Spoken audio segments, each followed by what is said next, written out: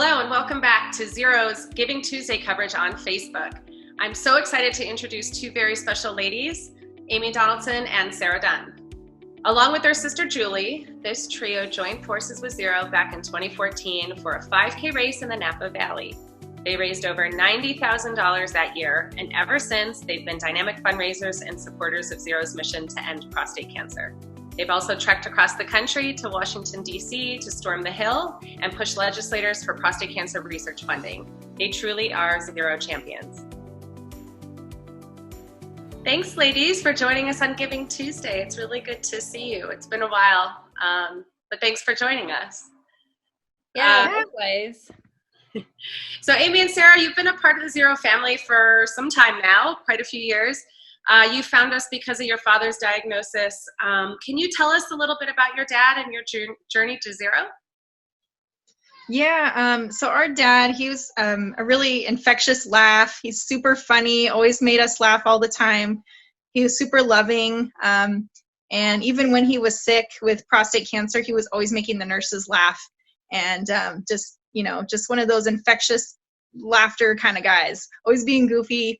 But unfortunately, he succumbed to the disease. He was 61. And, it was a hard battle. It was about 4 years that he battled it with stage 4 prostate cancer. And it was in his spine, and it was debilitating for him. He was in and out of a wheelchair. So, he had a really hard time with it. And it was eye-opening for us because, it changed his life and our whole life. It turned it upside down. So we were thinking about what to do for him to show support, trying to come up with an idea to fundraise or do something, do a walk, like all these breast cancer walks. And at the time, there was nothing for prostate cancer. So we decided to start our own walk, and it was a success. And then one thing led to another, and now we're part of the Zero Run Walk series, and we have the Napa Valley Walk, or Run Walk, I should say. Yeah. Remind me, what year was it that you guys started the walk before you joined the Zero series? It was 2013 when we did our own 5K run for prostate cancer. It was called the Blue Ribbon Run. And then the following year in 2014, we partnered with Zero. And unfortunately, my dad passed away that same year, so he didn't get to see that race or the huge success that it was. But now, we've been gaining momentum since he's passed, and we can't imagine, discontinuing this amazing event that so many families count on. So every year it just gets better and better. We have more and more people participate, and all these families come and support their loved ones. So it's really been an awesome journey for us and the community. Really, it's been really great. Thank you for sharing your story with us. So Amy, you work as an ICU nurse, and Sarah, you're an X-ray tech. So you're both on the front lines right now during this pandemic. Can you tell us a little bit about what you're seeing every day? Yeah, that's kind of a loaded question these days, but yeah, there's a lot of change in healthcare, as you guys are experiencing change just in the world. There's been so much change you can imagine in the healthcare level where we are potentially being exposed to things. There is tenfold change. 100-fold change. We're just trying to adapt, and we're scared, but we're trying to be brave. And we see a lot of patients they're scared, and we're trying to be there for them and be the strong people that we are. So that's been a challenge. And it's, like I said, it's changing all the time. The guidelines and treatments and things are just something that we're having to constantly keep up with, and it's definitely something we never imagined was going to come down the pike, but here it is. So, and I know that Sarah, she's a radiology tech, and she deals a lot with outpatient as well as inpatient, where I'm mostly inpatient, so she can speak to kind of how that's changed in her line of work. Yeah, so being an X-ray tech, we're all over the hospital setting. We're in the surgery, we're in ER, we're on the hospital floors, we do outpatients. And part of the pandemic mitigation process is the hospitals closing the outpatient services. So basically anybody coming in from the outside is trying to be detoured so they have staff on hand and the resources to handle the pandemic. So that part has really slowed down to almost nothing, which is interesting. There's barely any patients coming in for outpatient x-rays or mammograms or anything like that. But the hospital floors and ER are still very busy. So we're working hard in that area. And we are dealing with a lot of new policies, like Amy mentioned, and increasing protective gear that we are required to wear. So the process that took us 5 minutes is taking us 20 minutes to do a single patient. So it's just putting on the gear and taking it off correctly and making sure we're protected. So there's also a huge level of anxiety for us because, and Amy, just making sure we don't get exposed. And the patients feel it too. Patients are coming in, they're scared. So I can only imagine what prostate cancer survivors are going through. They have to come in to get an x-ray or some kind of service, which, like I said, it's kind of minimal right now, but if they're coming in, they've got to be terrified too. So it's changed everything. Yeah. I mean, obviously, as you guys both touched on, dealing with this crazy time in the pandemic, day in, day out, obviously you see what kind of stress it puts on the patients. I mean, you're feeling the stress, you're being brave, but, thinking now of families battling prostate cancer, clearly you guys have the compassion because of what you've went through, but now it seems like there's got to be a whole other level for all the patients. And I guess just hearing it in your voice is seeing it from your, I see your social media posts and talking to you about your fears and trying to be brave, you just show such compassion for these families because of what your father went through, because what you're going through now, what we're hearing about prostate cancer patients having delayed treatment, maybe not going in for their scans, if they have an elevated PSA, going in for radiation. I know there's just a lot going on with these families who are battling prostate cancer. So I know, Sarah, you and I have been talking about how you want to get the Napa community and your wonderful committee of volunteers to do something for survivors in the area, survivors that have come to the Run Walk event, maybe survivors that are in our database.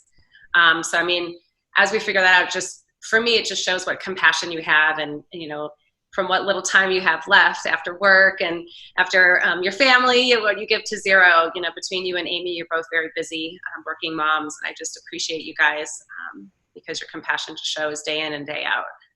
So it's amazing. Just wanted to put that in there. But we're here today because we've created a Zero COVID-19 support fund.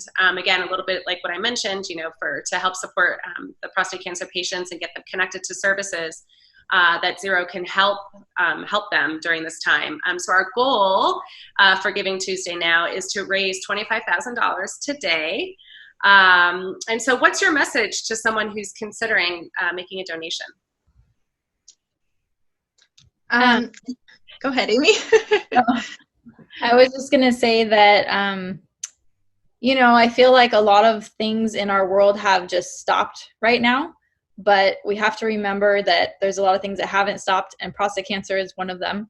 And just, I'm getting emotional, but just going through it with our dad, I would just be having such a hard time knowing that I couldn't just go take him to the doctor, or I'd be fearful that I have to take him to the doctor, or I'd be worried that he's immunocompromised and he maybe can't go anywhere or see any of our family and friends, and he'd feel so isolated. So I think this support is actually more important right now than it is on a normal basis, because these patients are probably feeling very isolated and lonely and scared, and maybe they're having to delay their treatment. I don't know how far, the slow of our outpatient services is in some areas. And so I think that supporting them right now would really make a difference. And I think even a small amount would make a difference, even if you could only do $5. We all know that everyone is struggling right now. Not everyone, but a lot of people financially are struggling right now. So just a small donation would make a difference. And I know Sarah and I were talking about this earlier, that even if you can't make a donation, you can share the awareness about what Zero is doing and the services that Zero can offer to these families and to these patients. And I think that that is very helpful as well. And maybe someone will see that can donate, and then they could go ahead and help out Zero, which ultimately helps the patients, not just Zero. Yeah, of course. Sarah, did you want to say something to that too?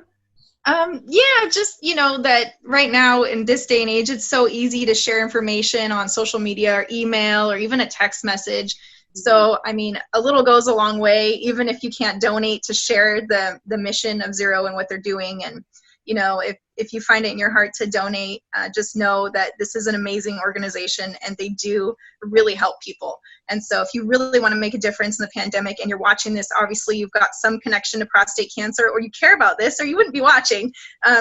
You know, just consider making a small donation and sharing it with your friends, because these men need us now and their families need us. And so we got to step up. Yeah, thank you. I love it. You guys are awesome. I mean, like I said before, you're busy working professionals, working moms. I know that we have the Napa Valley race later in the fall. Let's hope that we can still, still do it. I mean, I feel like we need it more than ever now, and to bring the community together. You know, but obviously you guys seem to do it all. So what would you say to someone who thinks that they may not have time to raise money or to kind of think about this, to donate, I guess, on Giving Tuesday? I look at my sister Sarah and think that she's just amazing. She's really does do it all, and I don't know how she does that. Coming from my perspective, I think that I'm always trying to just somehow incorporate kindness into my life. And so this is a way to do that, even if it's something really small, like Sarah said, sharing the information so that someone who needs it might see it. And I think that we should all, especially now during this crazy time in this pandemic, just try and be kind to one another. And this is something you just have to make time for. Do we have the time? Not really. We just make it happen somehow. You lose 5 minutes of sleep, or you eat your sandwich while you're typing, or, you know, you just make it happen. So, but I don't know how my sister does it. She's amazing. She does a lot more than me.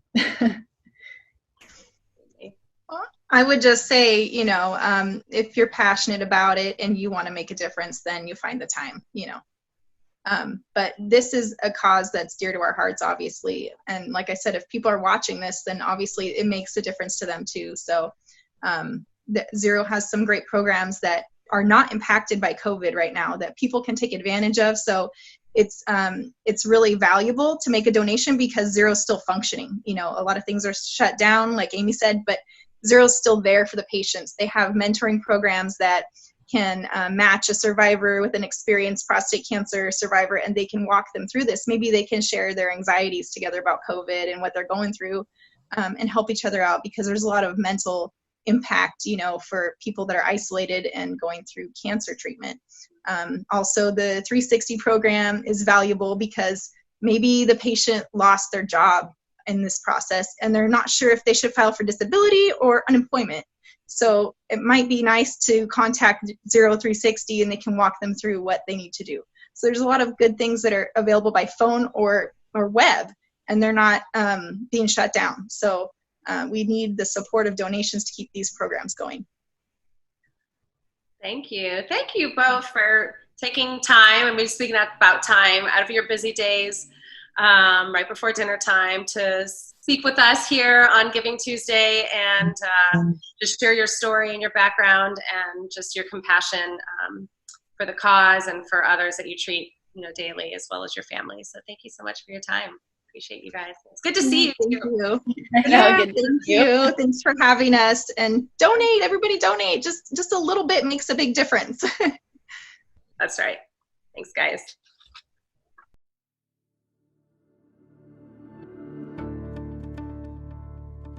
Hello, everyone. I'm Zero's president and CEO, Jamie Burse. I hope you're learning a lot about prostate cancer and Zero's programs during our special Giving Tuesday coverage today.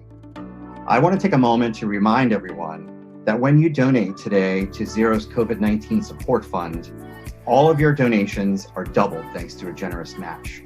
And no donation is too small. All of your generous gifts allow us to help more prostate cancer patients and their families during this pandemic. So please donate here on Facebook or at zerocancer.org.